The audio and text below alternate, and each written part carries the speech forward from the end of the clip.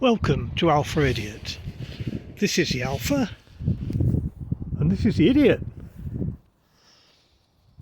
Is what I'm going to do is over this next series of videos that will be coming out, I'm going to attempt to rebuild this 1973 Alfa Giulia 1600 Super from all the parts that we got with the car, and they were just in boxes. Before I start to show you round, just a few dedications I'm going to make for this series. Obviously I'd like to thank my wife for putting up with this and the support that she's giving. A great shout out to all the guys and lasses on the Alfa 105 series groups and General Alfa Romeo groups for great advice.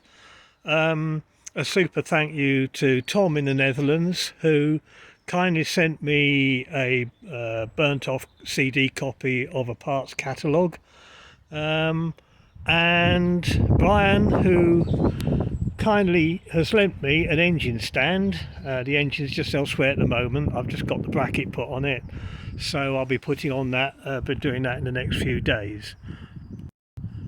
You might well ask, why an Alfa?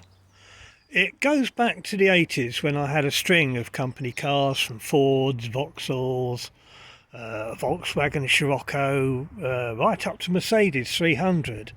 But there was one car in the middle of those that they gave me, and in those days you didn't have a choice, you drove what they gave you. And they presented me with an Alfa Romeo Alfa Suds Veloce Sprint, or Velo Sprint, whichever you pronounce it. And this car really gripped me. It had soul. And anyway, one morning, someone arse-ended it when it was parked outside my house.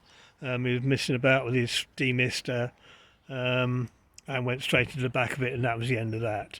But they always stayed with me. So we roll on a number of years now, and my wife also loves Alfas and got the Spider, Berliner, and now this one that needs, rebuilding. Under the bonnet is a big hole where at some stage we're going to nail an engine and gearbox. But there'll be a lot of work to do before that. I did manage to sort out the electrics, although looking at it you wouldn't think so. I did put a battery on. I went into the fuse box in the car, changed several fuses, in fact all the fuses, put all new fuses in, and then bought a multi-tester for about 12 quid, and started to test things and get things going, and got the lights going, wipers going, so I'm pretty confident that things are going to go well. When the car was stripped out, I think the person who stripped it out was in a bit of a hurry, and some of the pipes just had a hacksaw or something put through them, which doesn't help. But it's all going to have new pipes anyway. This is the Berman steering box. There should be a little cap on the top of that, and in that steering box it should be full of oil. It's empty and the cap is missing. Could be worrying, but we'll find out at a later date and see what we can do about that. Body wise, the car was totally rebuilt. It's got a lot of new panels on it, brand new panels. Obviously I'm not going to bore you with loads and loads and loads of photos of the rebuild of that, which wasn't done by myself but was done in a body shop. And the previous owner basically had all that work done, which must have cost a hell of a lot of money. New sills, everything, floor, boot, the lot. Then all the paintwork. But then, for some reason, he then realised that he was possibly never going to finish it. And one day, I was just looking online, and there it was, like a prostitute on a street corner, staring out at us, saying, "Come and get me." So we went and had a look, and here she is. So yeah, the inside you can see is pretty untidy. I've had the fuse box out to replace all the new fuses.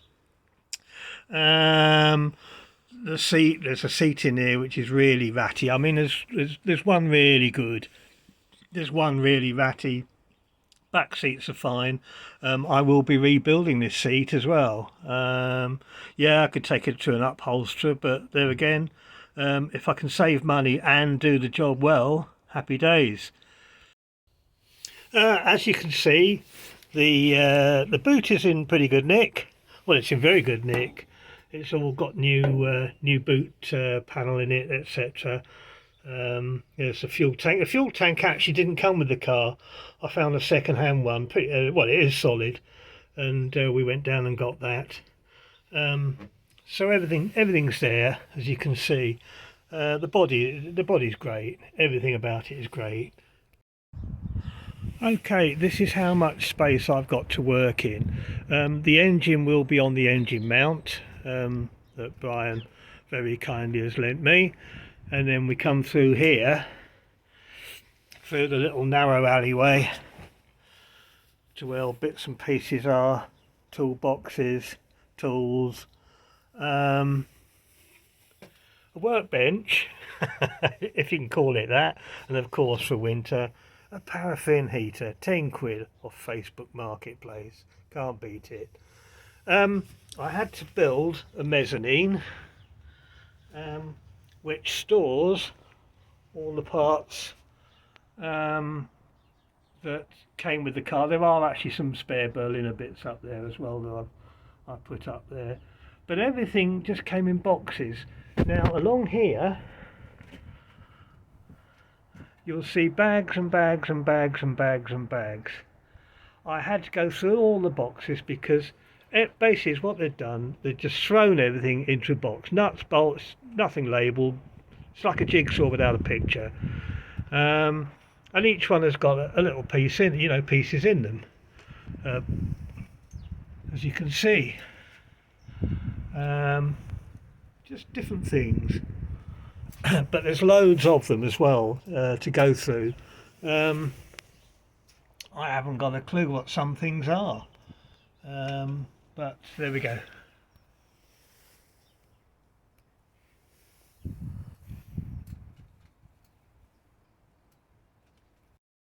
So there we have it.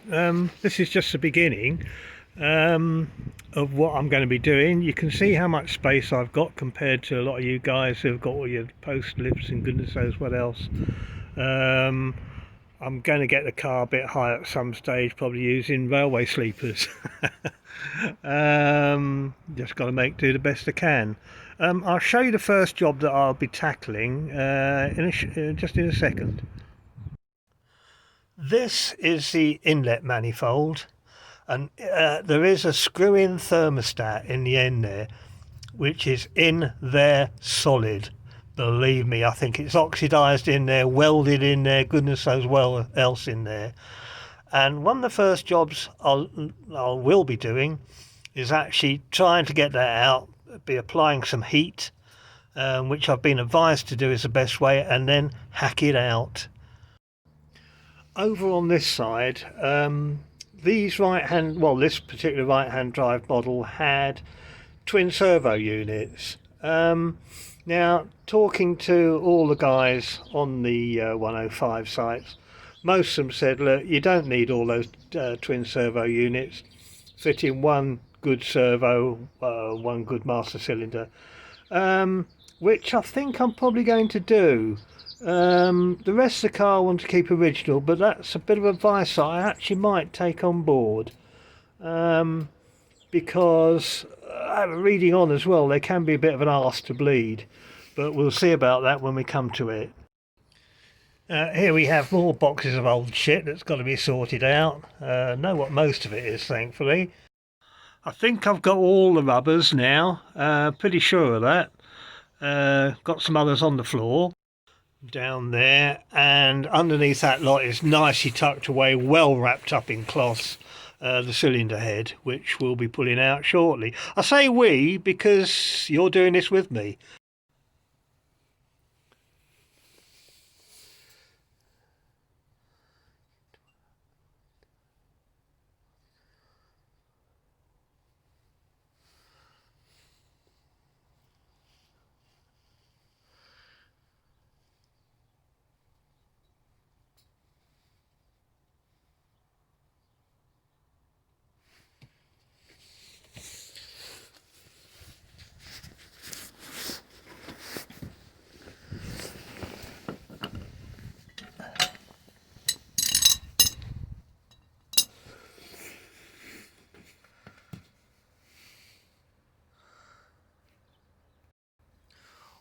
the guys recommended that I get an impact wrench, impact driver for things like the crankshaft pulley, flywheel, etc. So I did, and they're it down there, and they work. So I've been pretty lucky up to now. It didn't have a radiator either. Picked that up second hand. Can't remember where I got it from now, but yeah, went down and picked that up for a few quid. So there we have it, really. This is just the introduction. Let's say I'm the idiot, that's the car, this is the task. Thank you for watching this, and yeah, you're delighted to make comments, even telling me I'm a twat. I don't mind. But yeah, it's going to be good fun along the way too. So I hope you look forward to the next one when I actually do some work and cock that up. Many thanks. See you later. Ta-da.